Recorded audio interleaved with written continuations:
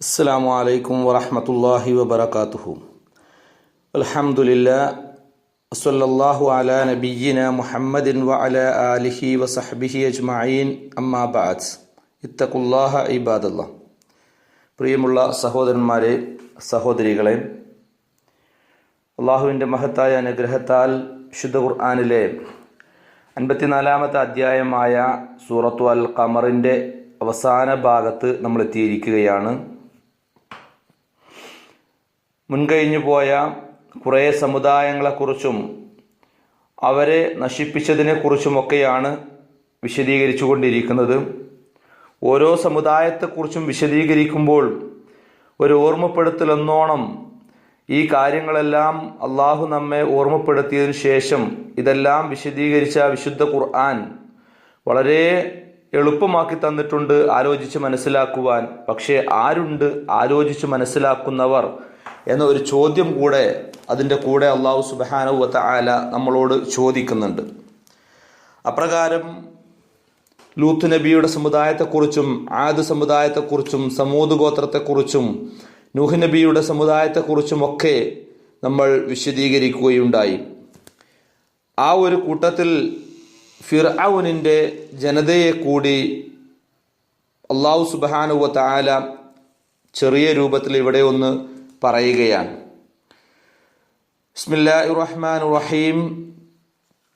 വലഖദ് ജാഅ ആല ഫിർഔന അൻ-നുദുർ കദ്ദബൂ ബിആയാതിനാ കുല്ലിഹാ فأخذناهم أخذ عزيز مقتدر ولقد جاء آل فرعون النذر. വലഖദ് ജാഅ തീർച്ചയായും വന്നെത്തിയിട്ടുണ്ട്, വരികയുണ്ടായിട്ടുണ്ട്. ജാഅ എന്ന് പറഞ്ഞാൽ വന്നു. ആല ഫിർഔന ഫിർഔനിൻ്റെ ജനതയ്ക്ക്, ഫിർഔനിൻ്റെ ആളുകൾക്കും എന്നാണ്. ആൽ എന്ന് പറയുമ്പോൾ കുടുംബം, ആളുകൾ എന്നൊക്കെയാണ് പറയാറുള്ളത്. അപ്പോൾ വലഖദ് ജാഅ ആല ഫിർഔന ഫിർഔനിൻ്റെ ആളുകൾക്കും വന്നെത്തിയിട്ടുണ്ട് അന്നുദുർ താക്കീതുകൾ. ഫിർഔനിൻ്റെ ആളുകൾക്കും താക്കീതുകൾ വന്നെത്തിയിട്ടുണ്ട്. എന്നാൽ കദ്ദബൂ ബിആയാതിനാ അവർ നമ്മുടെ ആയത്തുകളെ, ദൃഷ്ടാന്തങ്ങളെ കളവാക്കി. കദ്ദബൂ ബിആയാതിനാ അവർ നമ്മുടെ ദൃഷ്ടാന്തങ്ങളെ കളവാക്കി. കുല്ലിഹ മുഴുവനായിട്ടും, ദൃഷ്ടാന്തങ്ങളെ എല്ലാം. ബി ആയാത്തിന കുല്ലിഹ എന്ന് പറഞ്ഞാൽ ആ ദൃഷ്ടാന്തങ്ങളെ മുഴുവനായിട്ടും അവരെന്ത് ചെയ്തു? കളവാക്കി. അപ്പോൾ ഫഅഖദ്നാഹും അപ്പോൾ അഖദ്നാഹും നാം അവരെ പിടികൂടി. ഫഅഖദ്നാഹും അപ്പോൾ അവരെ പിടികൂടി. അഖ്ദ അസീസിൻ മുഖ്തദിർ അഖ്ദ അസീസിൻ മുഖ്തദിർ കഴിവുള്ളവനായ. മുഖ്തദിർ എന്ന് പറഞ്ഞാൽ കഴിവുള്ളവൻ, അസീസ് എന്ന് പറഞ്ഞാൽ പ്രതാപശാലി. അപ്പോൾ കഴിവുള്ളവനും പ്രതാപശാലിയുമായ ഒരുത്തൻ്റെ പിടുത്തം നാം അവരെ പിടികൂടി എന്നർത്ഥം. പ്രതാപശാലിയും കഴിവുള്ളവനുമായ ഒരാളുടെ, ഒരുത്തൻ്റെ പിടുത്തം, അതാണ് അഖ്ദ്, പിടുത്തം. ആ ഒരു പിടുത്തം നാം അവരെ ഫഅഖദ്നാഹും നാം അവരെ പിടികൂടി. അഖ്ദ അസീസിൻ മുഖ്തദിർ പ്രതാപശാലിയും കഴിവുറ്റവനുമായ ഒരുവന്റെ പിടുത്തം നാം ആ ജനതയെ പിടികൂടി എന്നർത്ഥം. അത്രയാണ് ഫിർഔനിൻ്റെ ജനതയെക്കുറിച്ച് ഇവിടെ പറയുന്നത്. അഥവാ നമുക്കറിയാം, ഫിർഔനിൻ്റെ അടുക്കലേക്ക് നിയോഗിക്കപ്പെട്ട പ്രവാചകൻ മൂസാ നബി അലൈഹിസ്സലാത്തു വസ്സലാമയാണ്.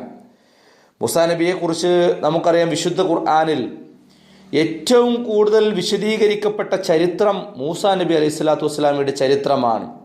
വിശുദ്ധ ഖുർആനിൽ ഏറ്റവും കൂടുതൽ പ്രാവശ്യം പേരെടുത്ത് പറയപ്പെട്ടിട്ടുള്ള പ്രവാചകനും മൂസാ നബി അലൈഹി സ്വലാത്തു വസ്സലാമയാണ്.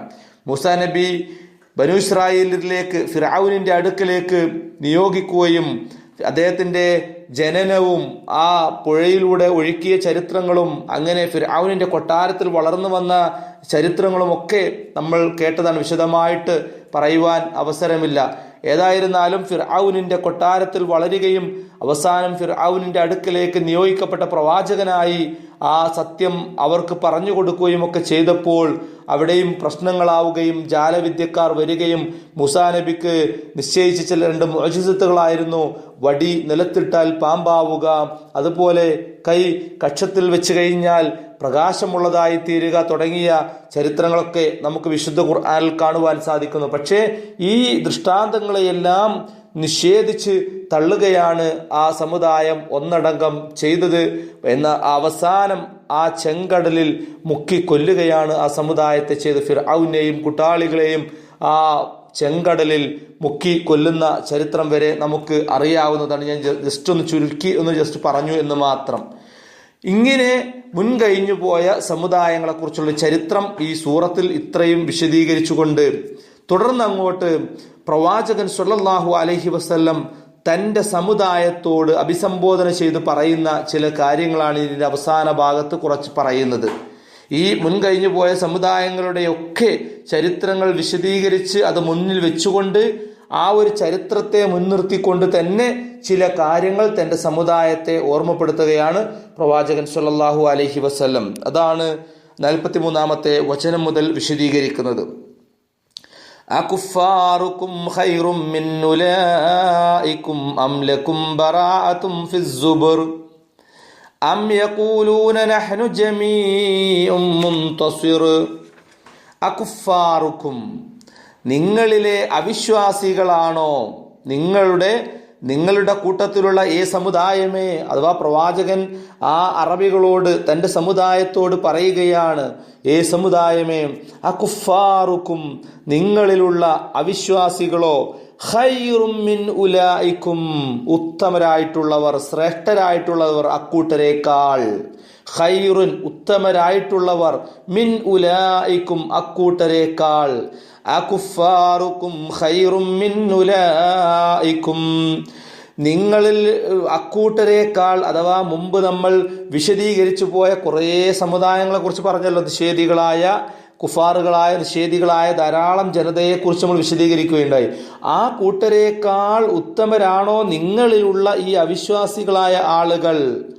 അം, അതല്ല, ലക്കും, നിങ്ങൾക്കുണ്ടോ, ബറാഅത്തുൻ, വല്ല ഒഴിവ് കഴിവുമുണ്ടോ, നിങ്ങൾക്ക് വല്ല ഒഴിവ് കഴിവുമുണ്ടോ, ഫിസ്സുബുർ, ആ വേദഗ്രന്ഥങ്ങളിൽ, ആ പ്രമാണങ്ങളിൽ, ഏടുകളിൽ, ആ വേദപ്രമാണങ്ങളിൽ, ആ വേദഗ്രന്ഥങ്ങളിൽ നിങ്ങൾക്ക് വല്ല ഒഴിവ് കഴിവുമുണ്ടോ?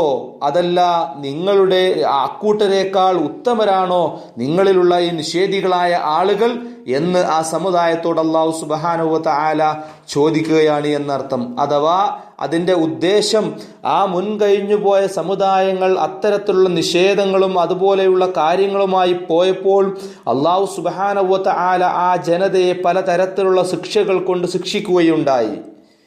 അപ്പോൾ ആ ജനതയിലുള്ള നിഷേധികളായ ആളുകളെക്കാൾ വല്ല ഉത്തമരാണോ നിങ്ങളിലുള്ള ഈ നിഷേധികളായ ആളുകൾ? അഥവാ നിങ്ങൾക്ക് അതുപോലെയുള്ള ശിക്ഷകൾ ബാധിക്കുകയില്ലെന്നാണോ നിങ്ങൾ പറയുന്നത്? അതിന് വല്ല ഒഴിവ് കഴിവ് നിങ്ങൾക്ക് വേദഗ്രന്ഥങ്ങളിൽ പറയപ്പെട്ടിട്ടുണ്ടോ? ആ ജനതകളൊക്കെ അങ്ങനെ ചെയ്താൽ അവർക്ക് അങ്ങനെയുള്ള ശിക്ഷകളും കാര്യങ്ങളൊക്കെ ഉണ്ടാകും. എന്നാൽ അതേ നിഷേധവും അതേ സ്വഭാവവുമായിട്ട് നമ്മൾ ഇങ്ങനെ മുന്നോട്ട് പോയി കഴിഞ്ഞാൽ അള്ളാഹു നമ്മെ പിടികൂടുകയില്ല, അള്ളാഹു നമ്മെ ശിക്ഷിക്കുകയില്ല എന്ന തരത്തിൽ വല്ല ഒഴിവ് കഴിവും അള്ളാഹു വേദഗ്രന്ഥങ്ങളിലൂടെ നിങ്ങൾക്ക് നൽകിയിട്ടുണ്ടോ എന്ന ചോദ്യമാണ് ഈ ആയത്തിലൂടെ അള്ളാഹു സുബ്ഹാനഹു വ തആല ചോദിക്കുന്നത്. കുഫാറുക്കും ഖൈറും മിൻ ഉലൈക്കും, ഏ സമുദായമേ, ആ കൂട്ടരേക്കാൾ ഉത്തമരാണോ നിങ്ങളിലുള്ള നിഷേധികളായ ആളുകൾ? അം, അതല്ല, ലക്കും ബറാഅത്തും ഫിസ്സുബുർ, ആ ഏടുകളിൽ, ആ വേദപ്രമാണങ്ങളിൽ നിങ്ങൾക്ക് വല്ല ഒഴിവ് കഴിവും ഉണ്ടോ എന്ന് ചോദിക്കുകയാണ്. അം, അതല്ല, വീണ്ടും ചോദിക്കുകയാണ്. യഖൂലൂന, അവർ പറയുകയാണോ, നഹ്നു ജമീഉൻ മുൻതസിർ, നഹ്നു ജമീഉൻ, ഞങ്ങൾ ഒരു സംഘക്കാരാണ്, ഞങ്ങൾ ഒരു കൂട്ടരാണ്, മുൻതസർ, പ്രതികാരശേഷിയുള്ള സ്വരക്ഷാ നടപടി സ്വീകരിക്കാൻ കഴിവുള്ള ഒരു സംഘമാകുന്നു ഞങ്ങൾ എന്നവർ പറയുകയാണോ? അപ്പോ അള്ളാഹുവിൻ്റെ അടുത്ത് ഒഴിവ് കഴിവ് വല്ലതും ഉണ്ടോ എന്ന് വേദഗ്രന്ഥങ്ങളിലുണ്ടോ? അതല്ല, നിങ്ങളെക്കാൾ ഉത്തമമാണോ, അവരെക്കാൾ ഉത്തമമാണോ നിങ്ങളിലുള്ള നിഷേധികൾ എന്ന ചോദ്യത്തിന് ശേഷം അടുത്ത ചോദ്യമാണ്, അവർ പറയുന്നുണ്ടോ? അഥവാ ഈ നിഷേധികളായ പ്രവാചകന്റെ സമുദായത്തിൽപ്പെട്ട നിഷേധികൾ പറയുകയാണോ, നഹനു ജമീഉൻ, ഞങ്ങളൊരു സംഘം ആളുകളാണ്, ഞങ്ങളൊരു ടീമാണ്, മുന്തസർ, പ്രതികാരശേഷിയുള്ള ഒരു ടീമാകുന്നു, ഒരു സംഘമാകുന്നു ഞങ്ങൾ. അഥവാ എന്ത് ശിക്ഷ വന്നു കഴിഞ്ഞാലും അതിനെയെല്ലാം തടുക്കാൻ, ആര് തന്നെ ശിക്ഷയുമായിട്ട് വന്നാലും അതിനെതിരെ പ്രതികരിക്കാൻ, അതിനെ തടുത്തു നിർത്താൻ കഴിവുള്ള, ഉറപ്പുള്ള ഒരു ടീമാണ് ഞങ്ങൾ എന്നാണോ അവർ പറയുന്നത് എന്നുള്ള ഒരു ചോദ്യമാണ് അടുത്തതായി പ്രവാചകൻ ചോദിക്കുന്നത്. അല്ലാഹു സുബ്ഹാനഹു വ തആല ചോദിക്കും. എന്നിട്ട് അതിനുള്ള മറുപടിയാണ് പറയുന്നത്. സയുഹ്സമുൽ ജംഉ വയുവല്ലൂന ദുബുർ. സയുഹ്സമുൽ ജംഉ, വഴിയെ ആ സംഘം പരാജയപ്പെടുത്തപ്പെടും. സയുഹ്സമു, സ എന്ന് പറഞ്ഞാൽ വഴിയെ എന്ന് പറഞ്ഞാൽ ഭാവിയിൽ നടക്കാൻ പോകുന്ന ഒരു കാര്യത്തെയാണ് സ കൊണ്ട് വിശദീകരിക്കുന്നത്. എന്നാൽ ഭാവി എന്ന് പറഞ്ഞാൽ അതിവിദൂരമല്ലാത്ത, ഏകദേശം അടുത്ത് തന്നെ സംഭവിക്കാനിരിക്കുന്ന ഒരു ഭാവിയിൽ സംഭവിക്കുന്ന കാര്യം പറയുമ്പോഴാണ് സ എന്നുള്ള പ്രയോഗം പ്രയോഗിക്കുക. സയുഹ്സമുൽ ജംഉ, ആ സംഘം പരാജയപ്പെടുത്തപ്പെടുക തന്നെ ചെയ്യും. വയുവല്ലൂന ദുബുർ, അങ്ങനെ അവർ പിന്നോക്കം തിരിഞ്ഞോടുകയും ചെയ്യും. അപ്പൊ അവരിങ്ങനെ വലിയ ആളുകളായിട്ട്, ഞങ്ങൾ വലിയ സംഘശക്തിയുള്ളവരാണ്, ഞങ്ങൾ എല്ലാത്തിനെയും പ്രതികരിക്കുവാനും പ്രതിരോധിക്കുവാനും കഴിവുള്ളവരാണ് എന്നൊക്കെ പറഞ്ഞ് അഹങ്കരിച്ച് ധിക്കാരികളായി, നിഷേധികളായി നടക്കുമ്പോൾ സയുഹ്സമുൽ ജംഉ, ആ സംഘം പരാജയപ്പെടുത്തപ്പെടുക തന്നെ ചെയ്യും, പരാജയപ്പെടുത്തപ്പെടും. വയുവല്ലൂന ദുബുർ, അവർ പിന്നോക്കം തിരിഞ്ഞോടുകയും ചെയ്യും എന്നർത്ഥം. അവർ പരാജയപ്പെട്ട് പിന്നോക്കം തിരിഞ്ഞോടുകയും ചെയ്യും.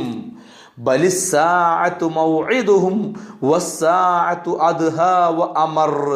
ബലിസ്സാഅതു മൗഇദുഹും, അവർക്ക് നിശ്ചയിക്കപ്പെട്ടിട്ടുള്ള സമയം. മൗഇദ് എന്ന് പറഞ്ഞാൽ നിശ്ചയിക്കപ്പെട്ടതായ സമയം എന്നർത്ഥം. ആ മൗഇദുഹും, അവർക്ക് നിശ്ചയിക്കപ്പെട്ടിട്ടുള്ള സമയം എന്ന് പറയുന്നത് അസ്സാഅ, അത് അന്ത്യനാളാകുന്നു, അന്ത്യഘട്ടമാകുന്നു. അവർക്ക് നിശ്ചയിക്കപ്പെട്ടിട്ടുള്ള, അഥവാ ലോകാവസാനം അന്ത്യനാളാകുന്നു ഈ ജനതക്ക് നിശ്ചയിക്കപ്പെട്ടിട്ടുള്ള ആ സമയം എന്ന് പറയുന്നത്. എന്നാൽ വസ്സാഅതു അദ്ഹാ വഅമർ, വസ്സാഅതു അന്ത്യനാളാകട്ടെ, അദ്ഹാ വഅമർ അത് ഏറ്റവും ആപൽക്കരവും, അദ്ഹാ എന്ന് പറഞ്ഞാൽ ഏറ്റവും ആപൽക്കരവും, വഅമർ ഏറ്റവും കൈപ്പേറിയതുമാകുന്നു എന്ന ഒരു താക്കീതാണ് അല്ലാഹു സുബ്ഹാനഹു വ തആല ഈ ജനതക്ക് ഇവിടെ നൽകുന്നത് എന്നർത്ഥം. ഈ ജനത എന്ന് പറയുമ്പോൾ നാം എല്ലാം ഉൾക്കൊള്ളുന്ന ജനതയാകുന്നു. പ്രവാചകൻ സല്ലല്ലാഹു അലൈഹി വസല്ലമയുടെ ജനതയായ ആ കാലം മുതൽ ഇങ്ങോട്ട് കഴിഞ്ഞു പോരുന്ന ഈ ജനത, നാം ഉൾക്കൊള്ളുന്ന ഈ ജനത, ആ ജനതക്ക് നൽകിയ ആ നിശ്ചിത സമയം എന്ന് പറയുന്നത്, അവരിലെ നിഷേധികളായ ആളുകൾക്ക് നൽകിയ നിശ്ചിത സമയം എന്ന് പറയുന്നത് അന്ത്യനാളാകുന്നു, അവിടെ പിടികൂടും എന്ന് പറഞ്ഞു. എന്നാൽ മുൻകഴിഞ്ഞു പോയ ആ ജനതയെ അപേക്ഷിച്ച്, അവരെയൊക്കെ നശിപ്പിച്ചതിനെ അപേക്ഷിച്ച് ഈ ജനതയെ അല്ലാഹു സുബ്ഹാനഹു വ തആല അന്ത്യനാളിൽ പിടികൂടുമ്പോൾ അതിനേക്കാൾ എത്രയോ ഭീകരമാണ് എന്നർത്ഥം. അത്യാപൽക്കരമായ ഒരവസ്ഥയാണത്, കൈപ്പേറിയ ഒരവസ്ഥയാണ് ആ അന്ത്യനാളിൽ വരാനുള്ളത് എന്നർത്ഥം. അതാണ്, അന്ത്യനാളിനെ കുറിച്ച് വിശദീകരിക്കേണ്ടതില്ല. അന്ന് നടക്കാനിരിക്കുന്ന ഭീകരമായ പല അവസ്ഥകളും നമുക്ക് വിശുദ്ധ ഖുർആനിന്റെ വിവിധ ഭാഗങ്ങളിൽ വിശദീകരിക്കപ്പെട്ടതായിട്ട് നമുക്ക് കാണുവാൻ സാധിക്കും. പ്രവാചകൻ സല്ലല്ലാഹു അലൈഹി വസല്ലം ഈ രണ്ടായത്തുകൾ, അഥവാ സയുഹ്സമുൽ ജംഉ വയുവല്ലൂന ദുബുർ, ബലിസ്സാഅതു മൗഇദുഹും വസ്സാഅതു അദ്ഹാ വഅമർ, ഈ ആയത്തുകൾ ആ ബദർ യുദ്ധത്തിന്റെ മുന്നോടിയായി പ്രവാചകൻ അല്ലാഹുവിലേക്ക് പ്രാർത്ഥിച്ചിരിക്കുകയാണ്, കരഞ്ഞുകൊണ്ട് പ്രാർത്ഥിച്ചിരിക്കുകയാണ്. അല്ലാഹുവേ, നീ നിന്നെ ആരാധിക്കുന്ന, നീ ഉദ്ദേശിക്കുകയാണെങ്കിൽ ഈ ഒരു ദിവസത്തിന് ശേഷം നിന്നെ ആരാധിക്കപ്പെടുകയുണ്ടാവുകയില്ല, അതിനുള്ള ഒരാളുകളും പോലും അവശേഷിക്കുക പോലുമില്ല. അത് അങ്ങനെ ആ രൂപത്തിലുള്ള കാര്യങ്ങൾ പറഞ്ഞ് ആ ബദർ യുദ്ധത്തിന് ഇറങ്ങുന്നതിന് മുമ്പായി പ്രവാചകൻ സല്ലല്ലാഹു അലൈഹി വസല്ലം കരഞ്ഞ് ദീർഘമായി പ്രാർത്ഥിച്ചു കൊണ്ടിരിക്കുമ്പോൾ അബൂബക്കർ സിദ്ദീഖ് റളിയല്ലാഹു അൻഹു പ്രവാചകന്റെ അടുക്കൽ വന്നുകൊണ്ട് പ്രവാചകന്റെ കൈ പിടിച്ച്, മതി പ്രവാചകരെ, താങ്കൾ കുറെ ആയിട്ട് അല്ലാഹുവിനോട് ചോദിക്കുകയാണല്ലോ, ഇനി മതി എന്ന് പറഞ്ഞ് ആ പ്രവാചകന്റെ കൈ പിടിക്കുകയാണ്. ആ സമയത്ത് പ്രവാചകൻ തൻ്റെ തമ്പിൽ നിന്നുകൊണ്ട് ഈ 2 വചനങ്ങൾ ഓതുകയുണ്ടായി എന്ന് ഹദീസുകളിൽ നമുക്ക് കാണുവാൻ സാധിക്കും. ഇനി ആ നിഷേധികളായ കുറ്റവാളികളായ ആളുകളെ കുറിച്ച് വീണ്ടും പറയുന്നു. അവർക്ക് ഈ അന്ത്യനാളിൽ അവരെ പിടികൂടി കഴിഞ്ഞാൽ, നിഷേധികളായിക്കൊണ്ട് ഇങ്ങനെ നടക്കുന്ന ആ ജനതയെ അന്ത്യനാളിൽ പിടികൂടി കഴിഞ്ഞാൽ പിന്നീട് അവർക്കുള്ള അവസ്ഥ എന്ത് എന്ന് വിശദീകരിക്കുകയാണ്. ഇന്നൽ മുജ്രിമീന ഫീ ളലാലിൻ വസുഗർ, ഇന്നൽ മുജ്രിമീന തീർച്ചയായും കുറ്റവാളികളായ ആളുകൾ ഫീ ളലാലിൻ വസുഗർ അവർ വഴിപിഴവിലും കിറുക്കിലുമാകുന്നു. മുമ്പ് അവർ പോലെയുള്ള ആയത്ത് നമുക്ക് വന്നു പോയിട്ടുണ്ടല്ലോ. ലലാൽ എന്ന് പറഞ്ഞാൽ ലലാലത്ത് വഴികേട്, വഴിപിഴവ് എന്നർത്ഥം. സുഗർ എന്ന് പറഞ്ഞാൽ കിറുക്ക്, ഒരു തരം ഭ്രാന്ത് എന്നൊക്കെ പറയില്ലേ, അതാണ്. നിശ്ചയമായും കുറ്റവാളികളായ ആളുകൾ ഫീ ളലാലിൻ വസുഗർ അവർ വഴിപിഴവിലും ഒരു കിറുക്കിലുമാകും എന്നർത്ഥം. യൗമ യുസ്ഹബൂന ഫിന്നാരി അലാ വുജൂഹിഹിം വദൂഖൂ മസ്സ സഖർ. യൗമ യുസ്ഹബൂന വലിച്ചിയക്കപ്പെടുന്ന ദിവസം ഫിന്നാർ നരകത്തിൽ അലാ വുജൂഹിഹിം അവരുടെ മുഖങ്ങളിലായിക്കൊണ്ട്. ആ കുറ്റവാളികളായ നിഷേധികളായ ആളുകൾ നരകത്തിൽ അവരുടെ മുഖങ്ങളിലായിക്കൊണ്ട് വലിച്ചിയക്കപ്പെടും. അങ്ങനെയുള്ള ദിവസമാകുന്നു അത്. മാത്രമല്ല അവരോട് പറയപ്പെടും, ദൂഖൂ നിങ്ങൾ രുചിച്ചു കൊള്ളുക, നിങ്ങൾ ആസ്വദിച്ചു കൊള്ളുക, മസ്സ സഖർ ആ നരകത്തിന്റെ ബാധയെ, ആ നരകത്തിന്റെ ആ ബാധയെ, നരകത്തിന്റെ സ്പർശനത്തെ നിങ്ങൾ ആസ്വദിച്ചു കൊള്ളുക എന്നർത്ഥം. ഞങ്ങൾ വലിയ സംഘശക്തിയാണ്, ഞങ്ങളെ പരാജയപ്പെടുത്താൻ ആരും തന്നെയില്ല. ഏതു തരത്തിലുള്ള ശിക്ഷകളും കാര്യങ്ങളും വന്നാലും അതിനെയൊക്കെ പ്രതിരോധിക്കുവാൻ കഴിവുള്ള ഒരാളുകളാണ് ഞങ്ങൾ എന്നൊക്കെ പറഞ്ഞ് അഹങ്കരിച്ച് അങ്ങനെ പറയുകയാണോ നിങ്ങൾ? അത്തരത്തിലുള്ള അഹങ്കാരവും ഒക്കെ ആയിട്ടാണോ നിങ്ങൾ പോകുന്നത് എന്ന് പറഞ്ഞ ആ ജനതയുണ്ടല്ലോ, ആ അന്ത്യനാളിൽ അവരെ പിടികൂടി കഴിഞ്ഞാൽ അവർ വ്യക്തമായ വഴികേടിലാണ്, അവർ കിറുക്കിലാണ്. ആ നരകാഗ്നിയിൽ തങ്ങളുടെ മുഖങ്ങളിലായിക്കൊണ്ട് അവർ വലിച്ചിയക്കപ്പെടുകയും അവരോട് പറയും, ആ നരകത്തിന്റെ സ്പർശനത്തെ നിങ്ങൾ ആസ്വദിച്ചു കൊള്ളുവീൻ എന്നവരോട് പറയപ്പെടുകയും ചെയ്യുമെന്നാണ്. അപ്പോൾ ദുനിയാവിൽ അഹങ്കാരത്തോടുകൂടി, നിഷേധഭാവത്തോടുകൂടി, എനിക്ക് സമ്പത്തുണ്ട്, എനിക്ക് അധികാരമുണ്ട്, എനിക്കെല്ലാ സൗകര്യങ്ങളുമുണ്ട്, എന്നെ ഒന്നും ചെയ്യുവാൻ ഒരാൾക്കും സാധ്യമല്ല തുടങ്ങിയ രൂപത്തിലുള്ള അഹങ്കാര ഭാവത്തോടുകൂടി ആരും ജീവിക്കേണ്ടതില്ല. അള്ളാഹുവിൻ്റെ മുമ്പിൽ എല്ലാവരും നിസ്സാരരാണ്, എല്ലാവരും പിടിക്കപ്പെടും എന്നുള്ള ആ ഒരു ചിന്ത നമുക്കുണ്ടാകണം. ആ അന്ത്യനാളിൽ എല്ലാം നശിച്ച് പരലോകത്തെത്തിക്കഴിഞ്ഞാൽ അതികഠിനമായ നരകത്തിലായിരിക്കും നമ്മളൊക്കെ ഉണ്ടാവുക എന്ന ചിന്തയോടുകൂടി ആയിരിക്കണം ഏത് അധികാര സ്ഥാനത്തുള്ളവരും, ഏത് സാമ്പത്തികമായി എത്ര സമ്പത്തിന്റെ മുകളിൽ ജീവിക്കുന്നവരാണെങ്കിലും, ഏത് തരത്തിലുള്ള അധികാരങ്ങളും ഒക്കെയുള്ള ആളുകളാണെങ്കിലും ശരി, ഏത് തരത്തിലുള്ള ആളുകളാണെങ്കിലും അതെല്ലാം അള്ളാഹുവിൻ്റെ മുമ്പിൽ ഇതൊക്കെ നിസ്സാരമാണ് എന്ന ചിന്തയോടുകൂടി ജീവിക്കുവാൻ സാധിക്കണം എന്നർത്ഥം. തുടർന്ന് അള്ളാഹു പറയുന്നു, ഇന്നാ കുല്ല ശൈഇൻ ഖലഖനാഹു ബിഖദർ. ഇന്നാ തീർച്ചയായും നാം കുല്ല ശൈഇൻ എല്ലാറ്റിനെയും, എല്ലാ വസ്തുവിനെയും തന്നെ ഖലഖനാഹു ബിഖദർ ഒരു നിർണയപ്രകാരം സൃഷ്ടിച്ചിരിക്കുന്നു. നിശ്ചയമായും എല്ലാറ്റിനെയും ഒരു നിർണയപ്രകാരം നാം സൃഷ്ടിച്ചിരിക്കുന്നു എന്നർത്ഥം. ഇവിടെ തൊട്ട് മുമ്പത്തെ ആയത്തിലുള്ള ഒരു ചെറിയ ഒരു കാര്യം കൂടെ, സഖർ എന്ന് പറയുന്നതിന് നമ്മൾ ജസ്റ്റ് ഒന്നും കൂടെ ഒന്ന് മനസ്സിലാക്കേണ്ടതുണ്ട്. സഖർ എന്ന് പറഞ്ഞാൽ അത് നരകത്തിന്റെ ഒരു പേരായിട്ടാണ് പഠിപ്പിക്കപ്പെട്ടുള്ളത്. നരകത്തിന് ധാരാളം പേരുകൾ വിശുദ്ധ ഖുർആനിൽ പലതരത്തിലുള്ള പേരുകൾ പഠിപ്പിക്കപ്പെട്ടിട്ടുണ്ട്. അതിൽപ്പെട്ട ഒരു പേര് കൂടിയാണ് സഖർ എന്ന് പറയുന്നത്. സൂറത്തു മുദ്ദസ്സിറിൽ ആ കാര്യം വിശദീകരിക്കുക. അയ്യുഹൽ മുദ്ദസ്സിർ കും ഫഅൻദിർ തുടങ്ങിയ ആ അധ്യായത്തിന്റെ അവസാന ഭാഗത്തായിക്കൊണ്ട് വിശദീകരിക്കുന്ന സഖറിനെ കുറിച്ച് പറയുന്നുണ്ട്. സഖർ എന്ന് പറഞ്ഞാൽ നരകം എന്നാണ്. നരകത്തിന് പല പേരുകളുടെ കൂട്ടത്തിലെ ഒരു പേര് കൂടിയാണ് സഖർ എന്ന് പറയുന്നത്. നരകത്തിന്റെ ആ കഠോരതയും ഭയങ്കരതയും കാണിക്കുന്ന വിശേഷ നാമങ്ങളാണ് നരകത്തിന്റെ ഓരോ പേരുകളും. സക്കർ എന്ന് പറയുന്നുണ്ട്, ലല്ലാ ലല്ലാ എന്ന് പറയുന്നുണ്ട്, സഈർ, അങ്ങനെ പലതരത്തിലുള്ള പേരുകൾ നരകത്തിന് പറയപ്പെടുന്നുണ്ട്. അതിൽപ്പെട്ട ഒരു നാമമാണ് നരകത്തിന്റെ ഒരു നാമമാണ് സക്കർ എന്ന് പറയുന്നത്. അതുകൂടെ ഒന്ന് സാന്ദർഭികമായിട്ട് മനസ്സിലാക്കി വെക്കുക.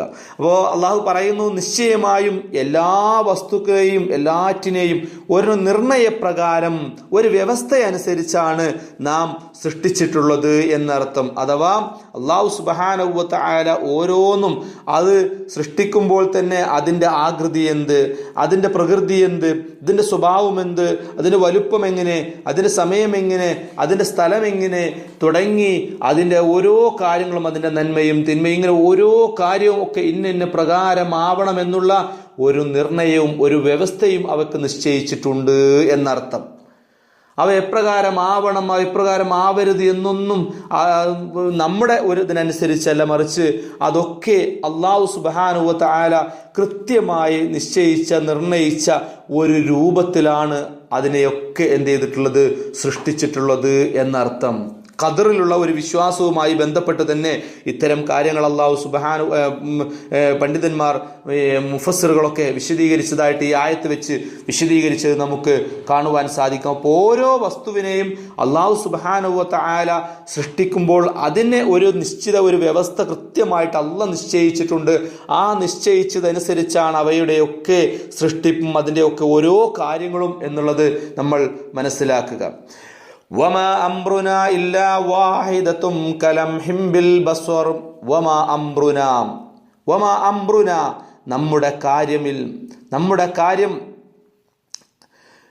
നമ്മുടെ കൽപ്പന ഓരോ പ്രാവശ്യം, വമാ അംറുനാ ഇല്ലാ വാഹിദത്തുൻ കലംഹിം ബിൽ ബസ്വർ, നമ്മുടെ കൽപ്പന ഓരോ പ്രാവശ്യമല്ലാതെ ഇല്ല. കലംഹിം ബിൽ ബസ്വർ, കണ്ണുകൊണ്ട് ഒന്ന് ഇമവെട്ടുന്നത് പോലെ അത്രയും വേഗത്തിലായിരിക്കും എന്നർത്ഥം.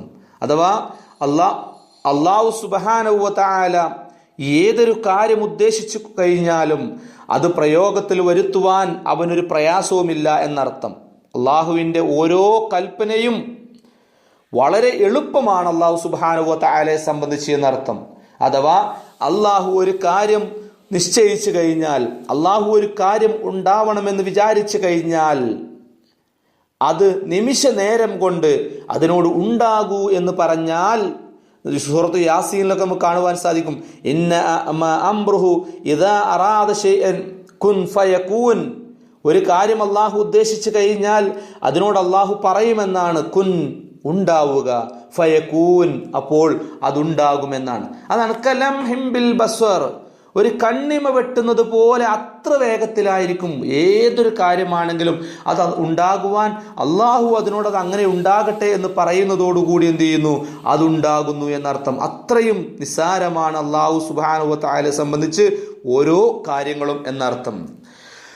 വലഖദ് അഹ്ലക്നാ ശിയാഅഹും ഫഹൽ മിൻ മുദ്ദകിർ. വലഖദ് അഹ്ലക്നാ, നാം നശിപ്പിച്ചിരിക്കുന്നു അവിശ്വാസികളെ, അവിശ്വാസികളെ നാം നശിപ്പിച്ചിരിക്കുന്നു, അഷിയാഅക്കും നിങ്ങളുടെ കക്ഷികളെ. ഷിയഅത്ത് എന്നാണ് അഷിയാ, നിങ്ങളുടെ കക്ഷികളെ നാം നശിപ്പിച്ചു കളഞ്ഞിട്ടുണ്ട് മുമ്പ്.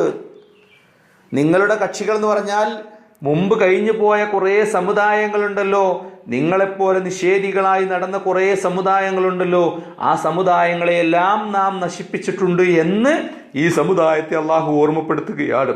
പക്ഷേ ഫഹൽ മിൻ മുദ്ദകിർ, ആരുണ്ട് ആലോചിച്ച് മനസ്സിലാക്കുന്നവരായിട്ട്?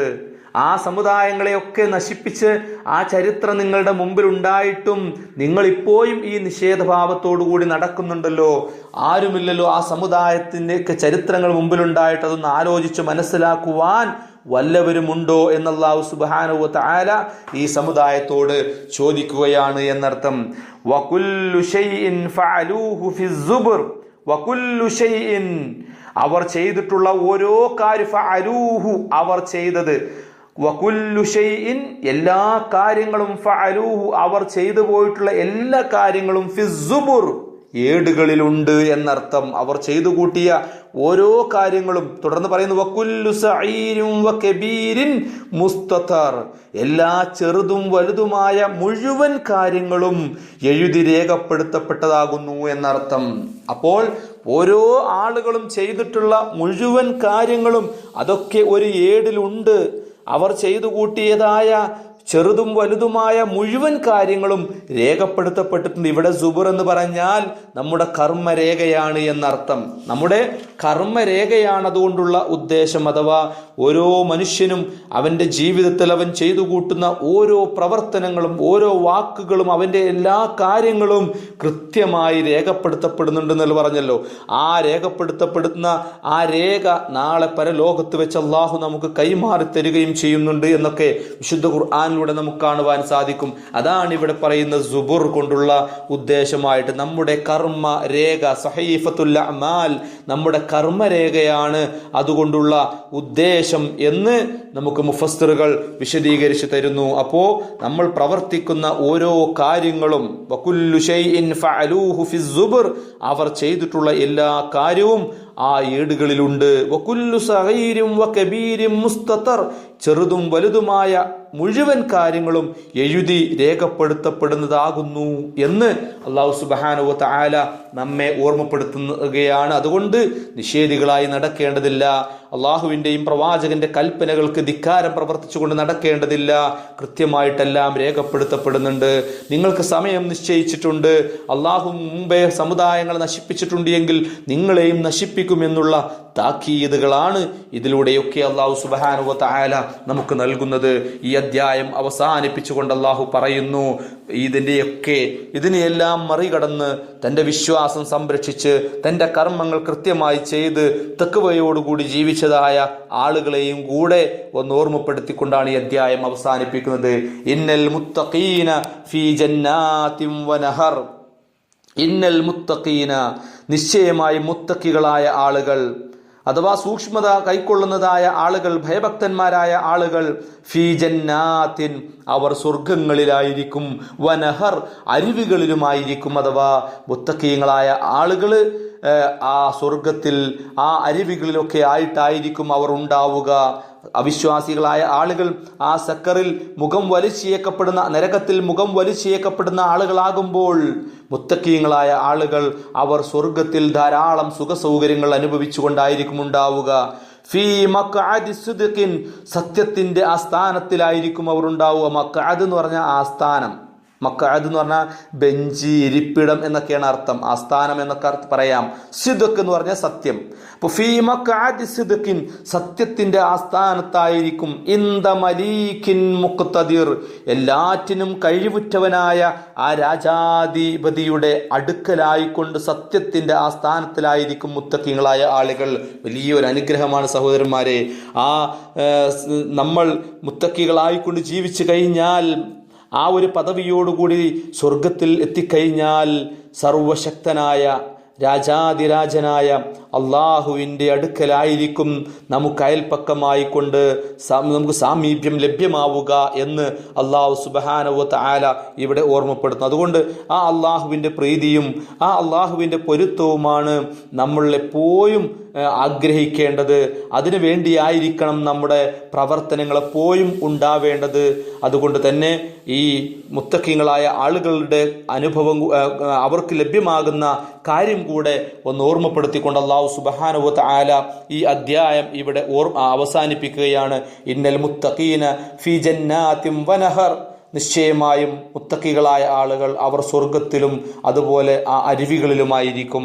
ഫീ മഖ്അദി സിദ്ഖിൻ ഇൻദ മലീകിൻ മുഖ്തദിർ, എല്ലാറ്റിനും കഴിവുറ്റ രാജാധിപതിയുടെ അടുക്കലായിക്കൊണ്ട് ആ സത്യത്തിന്റെ ആസ്ഥാനത്തിലായിരിക്കും മുത്തഖികളായ ആളുകൾ എന്ന് പറയുമ്പോൾ ആ ഒരു പദവി നേടിയെടുക്കുവാനാണ് നമ്മൾ പരിശ്രമിക്കേണ്ടത്.